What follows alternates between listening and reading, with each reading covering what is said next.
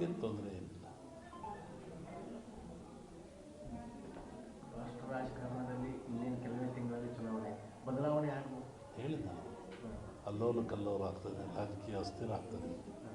ಈ ಲೋಕಸಭಾ ಚುನಾವಣೆ ವೇಳೆನೇ ಆಗ್ತದೆ ಸುಮ್ಮನೆ. ಈ ಸದ್ಯದ ಪರಿಸ್ಥಿತಿ ಮುಂದುವರಿಯೋದಿಲ್ಲ ಹಾಗಾದರೆ ಮುಂದಿನ ಲೋಕಸಭಾ ಚುನಾವಣೆ ನಂತರ ನೋಡ್ತೀವಿ. ಹೇಳಿದ ಸತಿ ಹೇಳ್ತೀವಿ ಅದ್ರ ಬಗ್ಗೆ. ಇನ್ನೂ ಕಾಲ ಅವಕಾಶ ಇದೆ.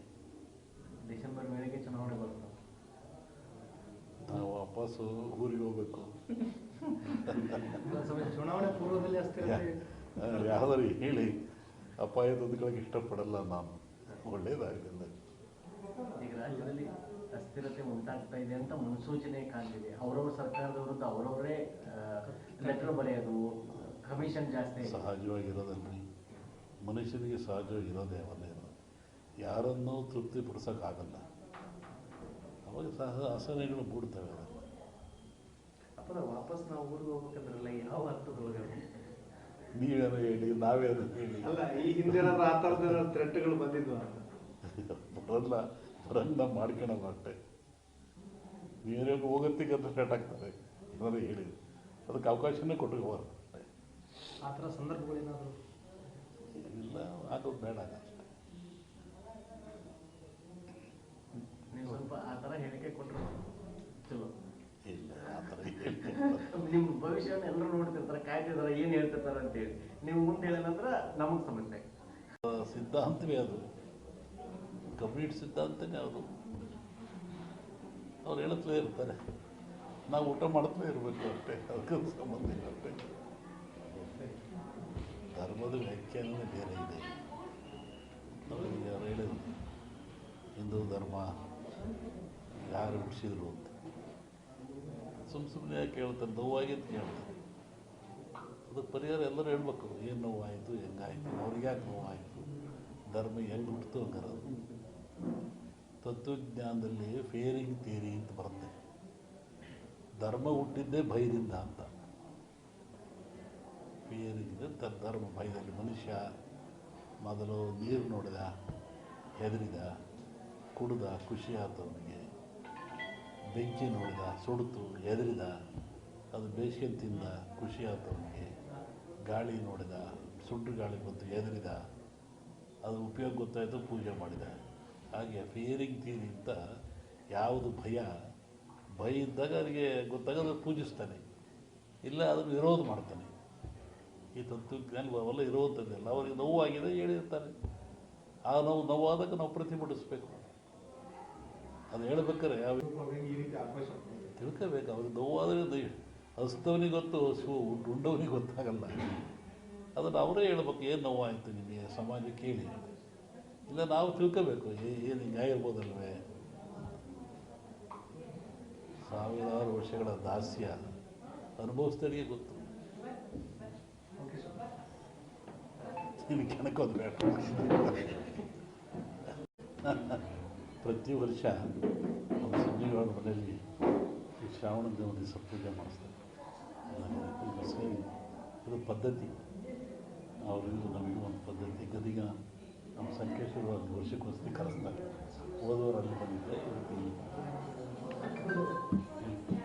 ರಾಜ್ಯದಲ್ಲಿ ಮಳೆ ಇಲ್ಲ, ಸಂಪೂರ್ಣವಾಗಿ ಮಳೆ ಕಡಿಮೆ ಆಗಿದೆ. ಮನುಷ್ಯ ಎಷ್ಟು ತಪ್ಪು ಮಾಡಿದರೂ ಆ ಭಗವಂತ ಕ್ಷಮಿಸ್ತಾನಂತೆ. ಮನುಷ್ಯ, ಪ್ರಾಣಿ, ಭೂಮಿ ಏನು ಮಾಡಿದ್ರು ಸೃಷ್ಟಿಕರ್ತ ಅವನೇ ಅಲ್ಲದೆ ಅವನು ಕ್ಷಮಿಸ್ತಾನಂತೆ. ಆದರೆ ಮನುಷ್ಯ ಮಾಡಿದ ಕರ್ಮಗಳು ಅವನು ಕ್ಷಮಿಸಲ್ವಂತೆ. ಭಗವಂತ ಕ್ಷಮಿಸಿದರೂ ಮನುಷ್ಯ ತಾನು ಮಾಡಿದ ಕರ್ಮಗಳನ್ನು ಅವೇ ಕ್ಷಮಿಸಲ್ಲ. ಹಾಗಾಗಿ ಮನುಷ್ಯನ ಕರ್ಮಬಾಧೆಗಳು ಹೆಚ್ಚಾದಾಗ ಇವೆಲ್ಲ ಸಾಮೂಹಿಕವಾಗಿ ಅನುಭವಿಸಲೇಬೇಕಾಗ್ತದೆ. ಹಾಗೆ ಮಳೆ, ಭೂಕಂಪಗಳು, ಅರ್ಥಕ್ವೇಕ್ಗಳು ಅಥಾರು ನಡೀತಾ ಇರ್ತವೆ. ಏನೂ ಆಗಲ್ಲ, ಬರುತ್ತೆ. ತಮಾಷೆ ಅಂತ ಬರುತ್ತೆ. ಮಳೆ ಏನು ತೊಂದರೆ ಇಲ್ಲ.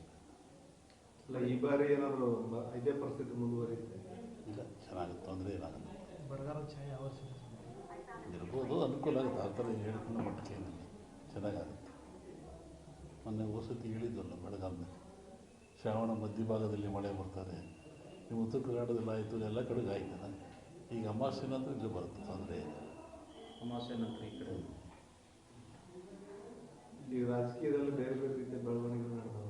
ಮೈತ್ರಿಗಳು ಯಾವ್ಯಾವ ಪಕ್ಷಗಳು ಲೋಕಸಭಾ ಚುನಾವಣೆ ಹಿನ್ನೆಲೆ. ಲೋಕಸಭಾ ಚುನಾವಣೆ ಪೂರ್ವದಲ್ಲಿ ರಾಜಕೀಯ ಬಗ್ಗೆ ಅದು ಬಂದಾಗ ಹೇಳೋದು, ಈಗೇನೋದ್ರ ಅವಶ್ಯಕತೆ ಇಲ್ಲ. ಅದು ಇನ್ನೇನು ಬಂದೇ ಬಿಡುತ್ತಾ? ಹೇಳೋದು ಇನ್ನೊಂದ್ಸತಿ ಗೊತ್ತಿಲ್ಲ ಅವಾಗ. ಅಲ್ಲ, ಇದೇ ಪರಿಸ್ಥಿತಿ ಕಂಟಿನ್ಯೂ ಆಗುತ್ತೋ ಲೋಕಸಭೆಯಲ್ಲಿ ಏನಾದರೂ ಬದಲಾವಣೆ ಕಾಣ್ಬೋದು? ಹೇಳ್ತೀನಿ ಆ ಕಾಲಕ್ಕೆ. ಈಗ ಬಿಜೆಪಿಯವರು JDS ಅವರು ಹೊಂದಾಣಿಕೆ ಮಾಡ್ಬೋದು. ಅದು ನಮಗೇನು ಸಂಬಂಧ ಇಲ್ಲ. ಅದ್ರ ಬಗ್ಗೆ ನಮಗೇನು ವಿಚಾರ ಅಂತ ಹೇಳಲೂಬಾರ್ದು. ದೇಶದ ಭವಿಷ್ಯ ಏನಾಗುತ್ತೆ? ದೇಶ ಹಿಂಗೆ ಹೋಗ್ತಾ ಇದ್ರೆ ಹಿಂಗೆ ಹೋಗ್ತದೆ. ಸದ್ಯಕ್ಕೇನು ತೊಂದರೆ ಇಲ್ಲ. ಅನೇಕ ಆಪತ್ತುಗಳಿದ್ದಾವೆ. ಅದೇ ಬಂದೇ ಹೇಳಿದ ಭೂಕಂಪಗಳಾಗ್ತವೆ.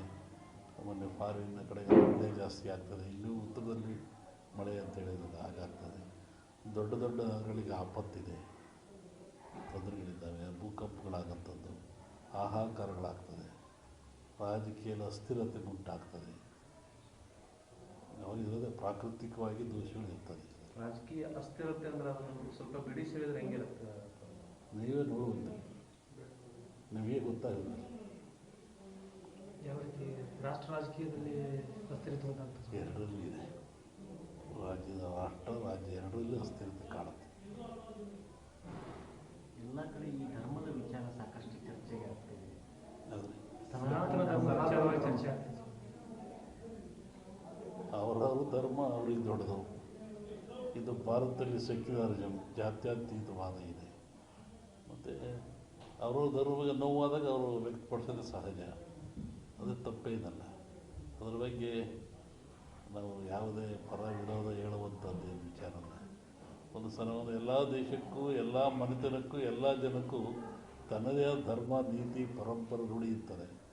ಅದು ನೋವಾದಾಗ ಎಲ್ಲರಿಗೂ ನೋವಾಗ್ತದೆ. ಹಾಗೆ ರಾಷ್ಟ್ರಕ್ಕೂ ಒಂದು ಧರ್ಮ, ನೀತಿ ಇದೆ ಮತ್ತು ಎಲ್ಲ ಜನಾಂಗಕ್ಕೂ ಇದ್ದಾವೆ. ಅದನ್ನು ನಾವು ತಿರಸ್ಕರಿಸಬಾರ್ದು, ಹೆಚ್ಚಿನ ಪ್ರೋತ್ಸಾಹನೂ ಕೊಡಬಾರ್ದು. ಅದು ಹೆಂಗುದೇ ನಡ್ಕೊಂಡು ಹೋಗ್ತಾ ಇರ್ತದೆ. ಅಲ್ಲ, ಧರ್ಮದ ಧರ್ಮದ ವಿಚಾರ ವಿಚಾರವನ್ನ ರಾಜಕೀಯವಾಗಿ ಬಳಸ್ಕೊಳ್ಳೋದು ಎಷ್ಟು ಮಟ್ಟಿಗೆ ರಾಜಕೀಕರಣ ಆಗ್ತಾ ಇದೆಯಲ್ಲ. ಧರ್ಮದಲ್ಲಿ ರಾಜಕೀಯ ಇರಬಾರ್ದು, ಅದು ಅಪಾಯ ಆಗ್ತದೆ. ಪ್ರಜಾಪ್ರಭುತ್ವಕ್ಕೆ ರಾಜಕೀಯಕ್ಕೆ ಅಪಾಯವಾಗ್ತದೆ. ರಾಜಕೀಯ ಬೆರೆಸಬಾರ್ದು. ಇಲ್ಲಪ್ಪ, ಈಗ ಧರ್ಮದ ಮೇಲೆ ನಾವು ಒಟ್ಟು ಕೇಳಿ ಅಧಿಕಾರಕ್ಕೆ ಬಂದಂಥ ಪರಿಸ್ಥಿತಿ ಸೃಷ್ಟಿಯಾಗ್ಯದ ದೇಶದೊಳಗೆ. ಧರ್ಮಾಧಾರಿತ ರಾಜಕಾರಣ ನಡೆದು ಅದು ಅವರಿಗೆ ಸಂಬಂಧಪಟ್ಟದ್ದು. ಅಲ್ಲ, ನೀವು ಹೇಳಿದ್ರಲ್ಲಪ್ಪ ಈಗ ಧರ್ಮ ರಾಜಕೀಯ ಬೆರಿಬಾರ್ದು ಅಂತ ಹೇಳಿದ್ರಲ್ಲ. ಆದ್ರೆ ನಾವು ಒಂದು ಜನರ ನಡುವಲ್ಲ ದ್ವೇಷ ಬಿತ್ತಿ ಓಟು ಬೆಳ್ಕೊಳ್ಳುವಂಥ ಪರಿಸ್ಥಿತಿ ನಿರ್ಮಾಣ ಆಗ್ಯದ. ಏನಿಲ್ಲ, ಆದರೆ ಮನುಷ್ಯ ಮಾಡಿದ ಕರ್ಮಗಳು ಅವನು ಕ್ಷಮಿಸಲ್ಲ ಅಂತ. ಭಗವಂತ ಕ್ಷಮಿಸಿದರೂ ಮನುಷ್ಯ ತಾನು ಮಾಡಿದ ಕರ್ಮಗಳನ್ನು ಅವೇ ಕ್ಷಮಿಸಲ್ಲ. ಹಾಗಾಗಿ ಮನುಷ್ಯನ ಕರ್ಮಬಾಧೆಗಳು ಹೆಚ್ಚಾದಾಗ ಇವೆಲ್ಲ ಸಾಮೂಹಿಕವಾಗಿ ಅನುಭವಿಸಲೇಬೇಕಾಗ್ತದೆ. ಹಾಗೆ ಮಳೆ